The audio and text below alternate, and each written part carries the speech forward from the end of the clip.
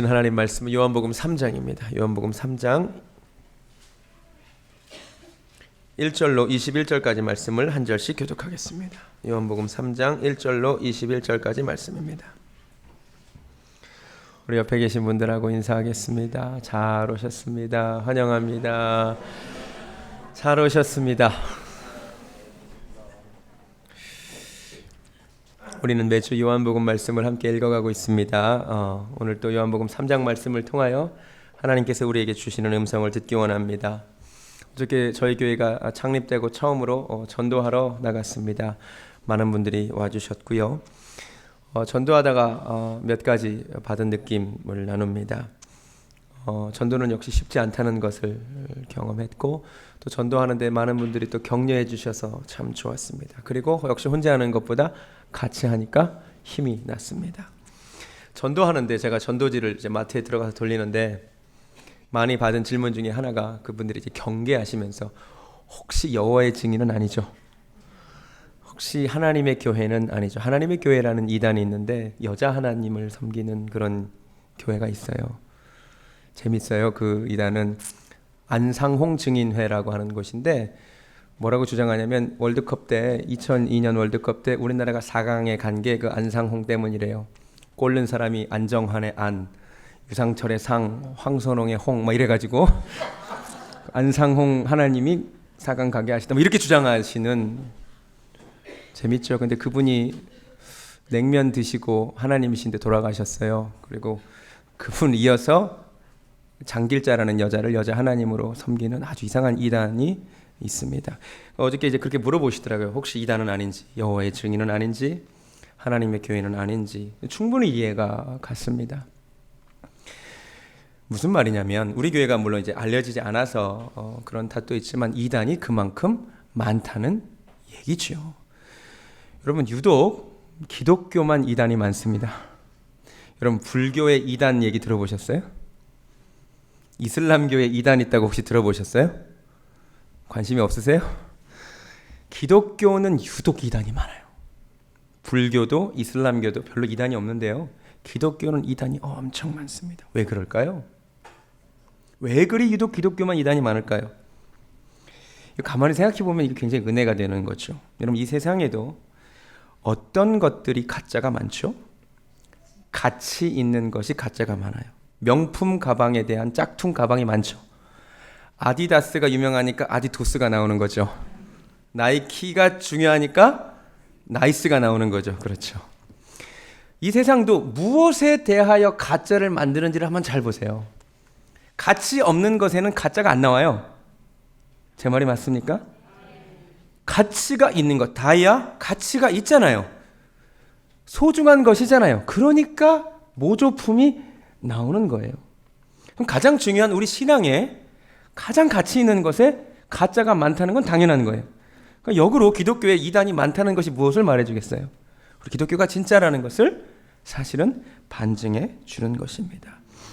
여러분, 가짜들이 말하는 영생들이 있는데 그것에 속지는 마시고, 사실 어저께 함께 전도한 우리 청년이 이단이 이렇게 많으니까 이단을 좀 공부해야겠다고 그러더라고요.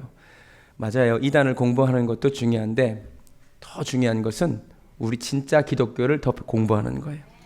여러분, 위조 지폐를 식별하는 그 감별사들이 훈련을 어떻게 받는지 아세요?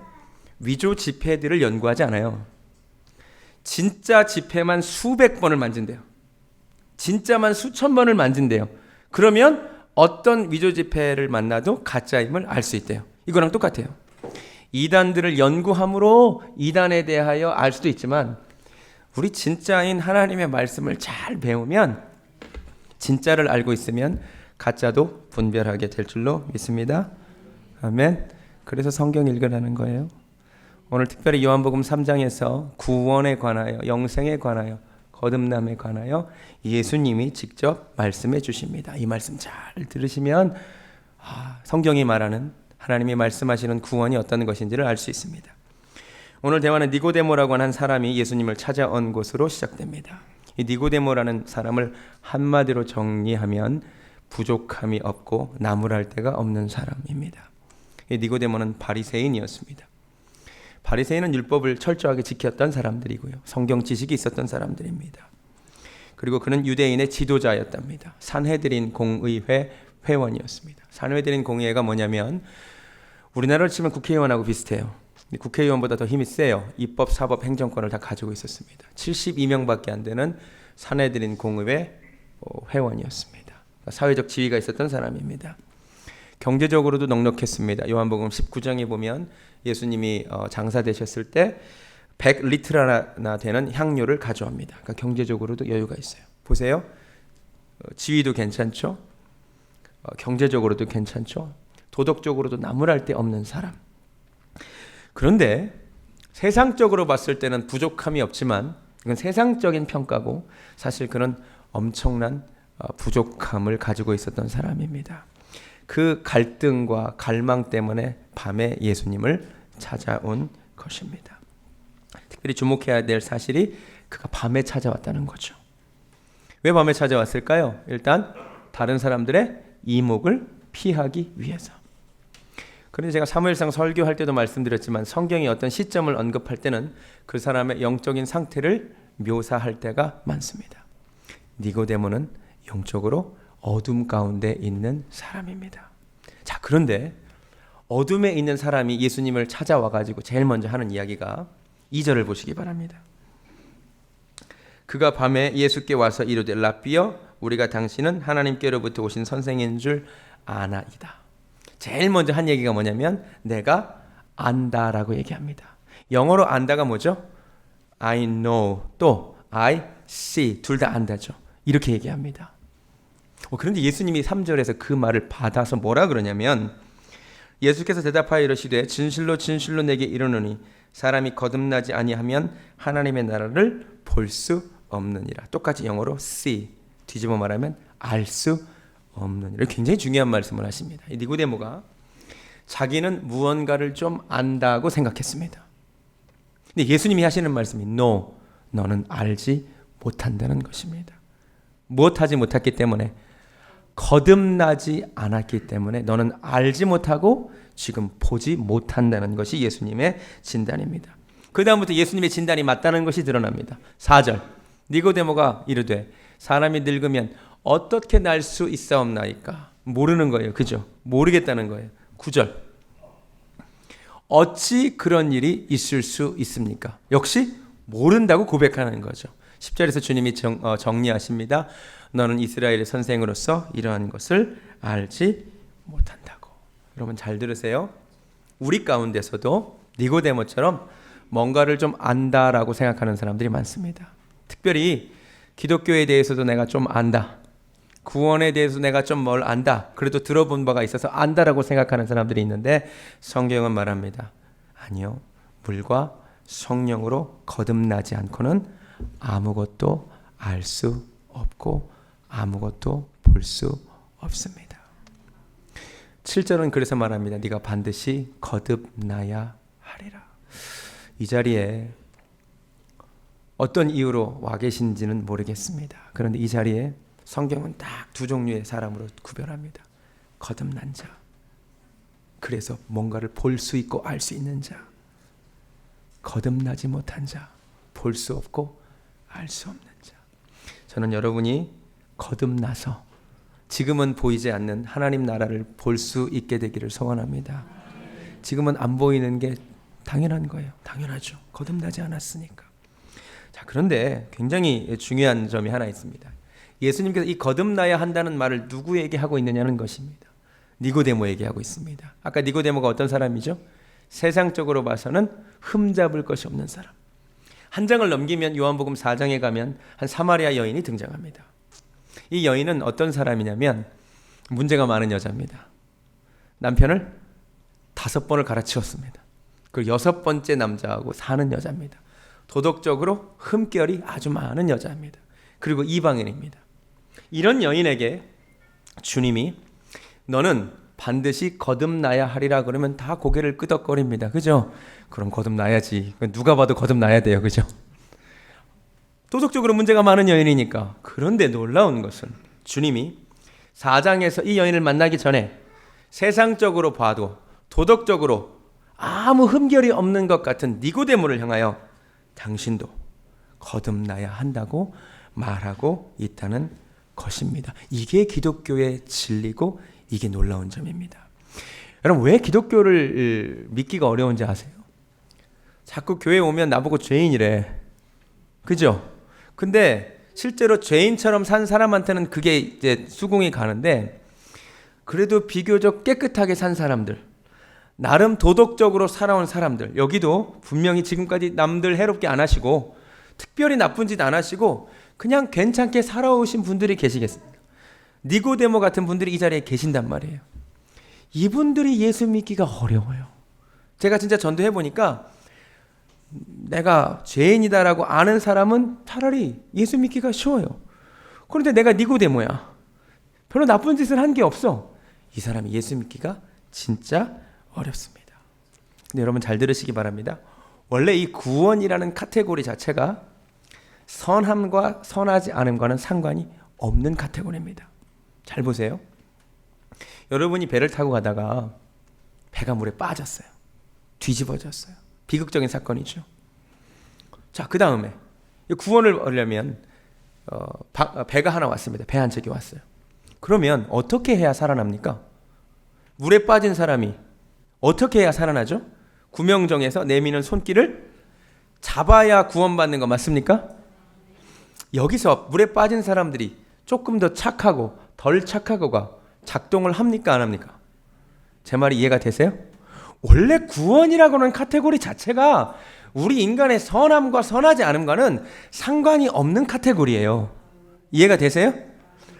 성경은 묘사하기를 우리가 다 죄 가운데 빠진 영혼들이라고 묘사를 합니다. 여기서 내가 조금 더 착하고 내가 조금 덜 착하고는 중요한 것이 아니라는 거예요. 성경이 말하기를 예수님이 구원의 손길을 내밀고 있으니까 이것을 잡는 자가, 믿는 자가 구원을 받는다는 거예요. 근데 이게 쉬워요. 쉬우니까 못 믿겠는 거야. 108번 절이라도 해야 될 것 같고 뭔가를 해야 구원을 얻는다면 좀 믿겠는데 이게 너무 쉬운 거죠. 근데 오늘 예수님이 예로 든 것도 그거예요. 하나님이 세상을 이처럼 사랑하사 독생자를 주셨으니, 이미 주셨으니 이는 저를 뭐하는 자마다 믿는 자마다 멸망치 않고, 이미 멸망길로 가고 있는데 믿으면 멸망치 않고 영생을 얻게 된대요. 또 예로 든 게 뭐냐? 모세 당시에 불뱀에 물려가지고 사람들이 아파하는데 놋뱀을 하나 만들어서 높이 들게 한 다음에 그거 쳐다보면 낫는다 그랬어요. 상식적으로는 말이 안 되죠. 그런데 그 말을 듣고 쳐다본 사람들은 살았대요. 그 예를 예수님이 드시는 거예요. 여러분, 구원이라고 하는 것이 여러분의 착함과 선행으로 이루어질 수 있는 것이 아니라 하나님의 아들 예수 그리스도께서 십자가에 달려서 나를 위해 대신 죽으셨음을 믿으면 내가 구원받게 됨을 믿으시기 바랍니다. 이게 어려운 거예요. 참 쉬운 건 이걸 믿기가 참 어렵더라고. 근데 이렇게 생각해 보세요. 만약에 착해야 구원받는다면, 선해야 구원받는다면 도대체 어느 정도로 선하면 구원받습니까? 그죠? 제가 이번에 시카고를 갔다 오면서 오랜만에 비행기를 탔어요. 그래서 비행기 처음 타본 촌놈처럼 바깥 세계를 막 신나게 보니까 인간이 밑에서 보기에는 아무리 높아 보이는 그 건물도 위에서 보니까 하나도 안 높더라고요. 여러분, 특히 우주에서 보면 지구 표면이 당구공 표면보다 더 매끈매끈하게 완전한 원이래요. 뭘 말해줄까요? 인간이 여기서 조금 더 착하고 조금 더 선해봤자 위에서 보면 다 거기라는 거예요. 애초에 착함으로 하늘을 이룰 수가 없어요. 하늘에서 내려온 사다리만이 땅에 닿는 거죠. 주님이 하늘에서 내려온 사다리임을 믿으시기 바랍니다. 이 믿는 거예요. 또 하나, 예수님이 구원을 뭐에 비유하냐면 거듭나는 것에 비유하죠. 예수님이 비유하고 있는 거죠. 태어나는 것에 비유하죠. 그러니까 구원받는 것은 다시 태어나는 것과 똑같대요. 자, 질문할게요. 여러분 이 세상에 다 태어나셨죠? 여러분 태어나시는데 몇 프로나 공헌하셨습니까? 엄마 아빠가 여러분을 탄생하게 하는데 몇 퍼센트 정도 공헌하셨습니까? 2% 이러면 곤란해요. 우리 중에 태어나는데, 탄생하는데 내 노력으로 탄생한 사람 한 명도 없어요. 생명은 거저 잉태되었고 생명은 거저 받은 선물이에요. 맞습니까? 예수님이 구원을 거기에 비유하고 있어요. 여러분이 처음에 이 세상에 태어날 때 여러분이 노력해서 태어난 것이 아니듯이 구원도 마찬가지라는 거예요. 주님이 선물로 십자가에서 다 이루셨대요. 이 선물을 받으래요. 이 선물을 받기만 하면 구원 받는데요. 왜 이 쉬운 걸 안 받으려고 그러세요? 주님이 주시는 선물을 좀 받으시기 바랍니다. 여러분이 지금 물에 빠져 있는데 건지고자 하는 이 구원의 손길에 여러분 착한 일을 한다고 되는 게 아니라 그냥 이거를 잡기만 하면 된다는 거예요. 믿기만 하면 된다는 거예요. 근데 이게 안 믿어져. 이게 슬픈 거예요. 근데 믿는 자는 구원을 얻습니다. 근데 성경이 또 덧붙이기를 이 구원의 또 단계가 물과 성령으로 거듭나게 된대요. 예수님 이렇게 말씀하실 때 니고데모는 구약에 능통한 사람이었기 때문에 구약 성경에 있는 말씀을 기억했을 것입니다. 에스겔로 가시겠습니다. 에스겔서에 사실 이 얘기가 나옵니다. 에스겔서 36장. 구약 성경에 이미 물과 성령으로 거듭난다는 것이 무슨 뜻인지 언급된 바가 있습니다. 에스겔 36장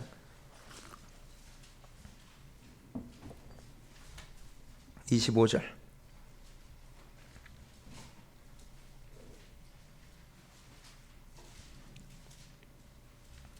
맑은 물을 너희에게 뿌려서 너희로 정결하게 하되 곧 너희 모든 더러운 것에서와 모든 우상 숭배에서 너희를 정결하게 할 것이며. 여기서 물에 대한 얘기가 나오죠. 그러니까 하나님께서 물을 뿌려서 어떻게 하시겠대요? 정결하게 한대요. 여러분 우리가 구원받는 데 있어서 물이 먼저 필요한데 깨끗해지는 것이 필요합니다. 여러분 우리가 주님을 구주로 영접하는 데 있어서 딱 한 가지가 필요한데 내가 하나님 앞에 그동안 지은 죄를 자복하고 회개하면 주께서 물로 우리를 깨끗하게 해 주실 줄로 믿습니다. 이게 물로 거듭나는 거예요. 그 다음에 26절 또 새 영을 너희 속에 두고. 보죠. 물과 성령 나오죠. 그러니까 물로 먼저 깨끗해지면 주님께서 무엇을 주신대요? 새 영을 허락하여 주셔서 이 새 영이 무엇을 하시냐? 새 마음을 너에게 주신대요. 질적인 변화가 일어난대요. 근데 왜 먼저 물로 씻겨져야 돼요? 성령께서 거룩한 영이시기 때문에 우리가 먼저 우리 죄를 회개하고 깨끗해지면 성령께서 우리 안에 오셔서 이번에는 내 속에 질적인 변화를 일으키셔서 새 마음이 생기는 거예요. 그래서 무슨 일이 생기느냐면 27절에 너희로 내 율례를 행하게 한답니다. 이전에는 하나님의 말씀을 지켜서 살 수 없었는데 성령께서 내 안에 오시면 내 마음에 새로운 변화가 일어나서 이제는 하나님의 말씀에 순종하기 시작한다는 말이에요. 이해가 되십니까? 이 똑같은 이야기가 신약 성경 디도서에 나옵니다. 우리 디도서 3장으로 가겠습니다. 신약 성경 350페이지 정도에 있습니다. 디도서 3장 5절.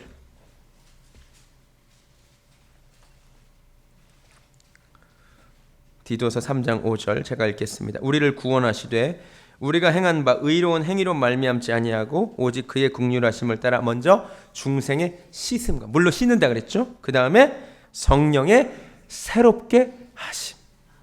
이해가 되세요? 어렵지만 이해가 되세요? 우리가 구원받는 데 필요한 것 먼저 내가 더러운데 이것이 깨끗하게 씻겨져야 돼. 그러니까 뭐가 필요해? 회개가 필요해. 하나님 앞에 지은 죄를 회개하면 무엇을 부어주셔요? 새로운 영, 성령을 부어주시면 그 성령이 내 마음에 질적인 변화를 일으켜요. 새로운 사람이 돼요. 잘 이해가 안 되시는 것 같아서 이런 비유를 하겠습니다. 이런 밥 해보셨어요? 밥? 여러분 생쌀이 밥이 되려면 뭐가 필요한지 아세요? 먼저 쌀을 가지고 뭐 해야 돼요? 밥 다 해보셨군요. 쌀 그냥 먹으면 안 돼요. 쌀을 깨끗하게 물로 씻어야 되죠. 그 다음에 밥하는 거죠. 깨끗하게 씻어야죠. 근데 그게 밥 되나요? 그 다음에 어떻게 해야 돼요? 뜨거운 불로 익혀야 돼. 그래야 질적인 변화가 일어나요. 생쌀이 밥이 되는 거예요. 이거는 똑같아요. 생쌀이 밥이 돼야 되듯이 더러운 쌀이 씻겨져야 되듯이 우리가 깨끗하게 씻겨져야 돼. 근데 그 다음에 성령으로 뜨거운 불로 내 안에 들어오셔야 질적인 변화가 일어나. 완전히 내 삶이 바뀌는 거예요. 체험한 사람만 아멘 할 수 있어요. 진짜예요. 저는 여러분이 이 자리에서 여러분의 죄를 하나님께 회개하고 불로 씻겨지는 은혜가 있기를 바랍니다. 성령께서 여러분의 마음에 들어오셔서 질적인 변화가, 새 마음이 여러분 가운데 생겨났으면 좋겠습니다. 내가 구원받았는지 아는지, 내가 생쌀 크리스천인지 밥 크리스천인지 알 수 있어요. 어떻게 알 수 있느냐? 고린도 후서 13장 5절을 보면 너희가 믿음 안에 있는가 너희 자신을 테스트해보라 그랬거든요. 테스트할 수 있다는 얘기거든요. 내가 예수님을 믿게 되면, 내가 진짜로 구원받게 되면 내 속에서 정말로 변화가 일어납니다. 지성과 감정과 의지 영역에 있어서 사실은 변화가 일어나요. 먼저 지성의 영역에 있어서, 예전에는 도대체 예배드리고 이러는 것이 이해가 안 됐어요. 솔직히 이 자리에서 예배드리는 거 이해 안 되는 사람들 있죠. 왜 이 사람들이 일주일마다 모여가지고 전 지구상의 3분의 1이나 되는 사람들이 예수를 믿고, 이해가 안 돼요. 도저히 이해가 안 됩니다. 진짜예요. 육에 속한 자는 성령의 일을 받지 아니하나니 이는 저에게 미련하게 보일 뿐이요. 미련하게 보입니다. 왜 일요일 날 쉬어야지 나오는가? 그게 이해가 안 돼요. 성경을 읽어도 이게 다 그냥 어리석어 보이고 아무것도 이해가 안 돼요. 왜 그런지 아세요? 거듭나지 못했기 때문이에요. 그런데 성령께서 내 안에 들어오시면 변화가 생겨요. 갑자기 왜 예배 드리는지가 깨달아져요. 갑자기 그게 믿어져. 하나님의 일들이, 보이지 않던 하나님 나라의 일들이 갑자기 내 귀에 들리기 시작합니다. 진짜 그래요. 이거는 경험해본 사람만이 알아요. 감정의 변화가 생깁니다. 예전에는 막 손들고 찬양하는 사람, 눈물 흘리면서 찬양하는 사람 보면 이해가 안 돼. 도대체 왜 저럴까? 그런데 내가 진짜 성령을 체험하잖아. 내가 성경 읽다가 눈물이 나요. 저는 시편 18편 나의 힘이 되신 여호와여 내가 주를 사랑하나이다. 이 말씀을 읽으면 그렇게 눈물이 나요. 찬양을 하는데 그렇게 눈물이 나요. 체험해 보셨습니까? 이게 내가 거듭났다는 증거예요. 내 속에 새로운 생명이 생겨나서 이전에 없었던 새로운 감정이 느껴지는 거예요. 이전에 없었던 새로운 의지가 생겨납니다. 이전에는 하나님 말씀대로 살려고 하지도 않았고 그럴 이유도 없었는데 성령께서 내 안에 들어와 계시면 마음의 변화가 생기니까 이제는 막 하나님의 뜻을 묻게 되고 하나님의 뜻대로 살려고 몸부림치게 됩니다. 여러분, 이 가운데 이것이 보이는 자가 있고 들리는 자가 있고 보이지 않는 자가 있고 들리지 않는 자가 있습니다. 보이지 않는 자가 보는 은혜가 있기를 바랍니다. 물과 성령으로 거듭나야 합니다. 아멘. 거듭나기를 원하십니까? 우리가 예수님을 믿으면, 주님이 이 땅에 나를 위해 오셨음을 믿으면 거듭날 수 있습니다. 또 하나, 주님께서 이거를 거듭남에 비유하셨어요. 태어남에 비유하셨어요. 자, 태어났어요. 태어나는 것까지는 우리가 한 것이 아무것도 없지요. 자, 그런데 태어난 사람들에게는 요구되는 것이 있습니다. 일단 태어났어요. 이 아이한테는 무슨 책임이 있는지 아세요? 성장할 책임이 있어요. 자라야죠. 그죠? 여러분, 우리가 예수님을 믿으면 생명은 거저 얻습니다. 여러분, 예수님 믿는 순간 태어났어요. 자, 그런데 주님이 여러분에게 기대하시는 것이 하나 있어요. 좀 잘 먹어서 좀 크기를 원하십니다. 누가 주님을 근심시키느냐? 이건 예수를 10년 믿고 20년 믿어도 30년 믿어도 계속 애길 때, 계속 져달라고 하는 애길 때, 계속 구원의 감격만 있는 사람들에게 주님이 안타까워하십니다. 여러분, 우리가 예수님의 은혜로 구원받았으면 이제는 하나님의 말씀을 잘 먹어서 좀 자라나시기 바랍니다.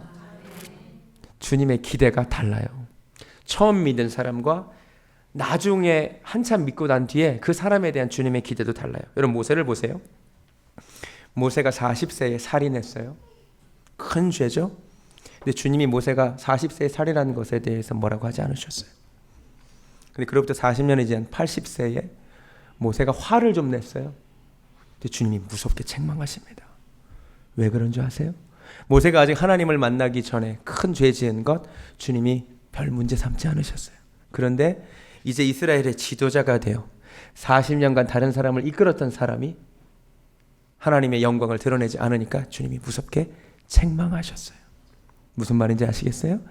여러분이 처음 예수를 믿을 때와 이제 예수를 이 정도 믿을 때 하나님께서 여러분을 향하신 기대가 다르십니다. 처음에 예수 믿을 때는 그냥 그렇게만 믿어도 주님이 기뻐하십니다. 근데 이제는 여러분이 좀 기도도 좀 바뀌고 여러분의 섬김도 좀 달라지고 여러분의 삶의 모습도 달라지기를 원하심을 깨달으시기 바랍니다.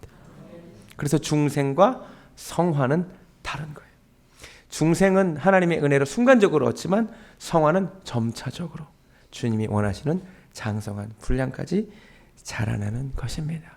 이 자리에 여러분을 초청합니다. 아직 예수님을 믿지 않는 자는 예수님을 믿음으로 빛으로 나오시기 바랍니다. 예수님을 믿은 자는 이제 거기에 머무르지 마시고 좀 자라나시기 바랍니다. 하나님의 말씀을 좀 잘 먹으심으로 자라남으로 그리스도의 장성한 분량까지 이르시기를 주님의 이름으로 축원합니다. 우리 시간 찬양하겠습니다. 주 하나님 독생자 예수 날 위하여 오셨습니다.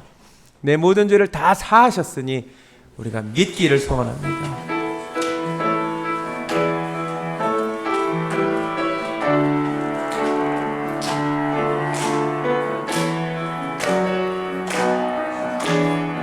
주 하나님 독생자 예수 주 하나님 독생자의 날 위하여 오셨습니다. 날 위하여 오시었네.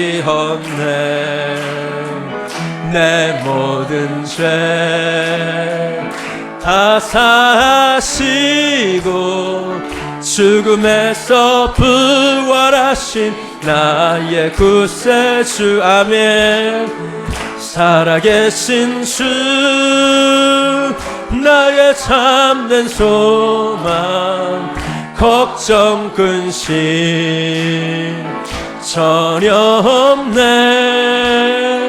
사랑의 주 내 발길 인도하니 내 모든 삶의 기쁨 늘 충만한 주 안에서 거듭난 주 안에서 거듭난 생명 도우시는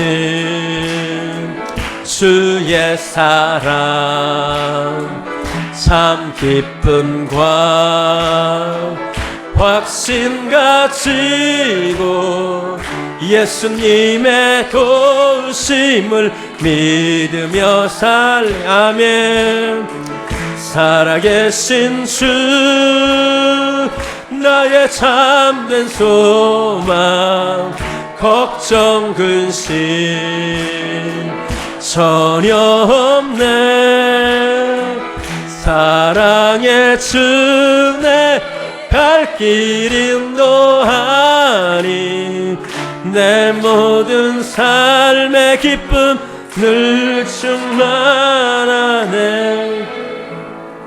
이제는 우리를 구원하신 우리 주 예수 그리스도의 은혜와 물과 성령으로 거듭날 것을 명령하시는 하나님 아버지의 극진하신 사랑과 성령님의 역사하심이 오늘 말씀 붙들고 나는 거듭난 그리스도인인지 나는 정말로 거듭나서 보고 있는 자인지 점검하기를 소원하는 사랑하는 베델교회 성도님들 머리 위에 지금부터 영원까지 함께 하시기를 간절히 축원하옵나이다.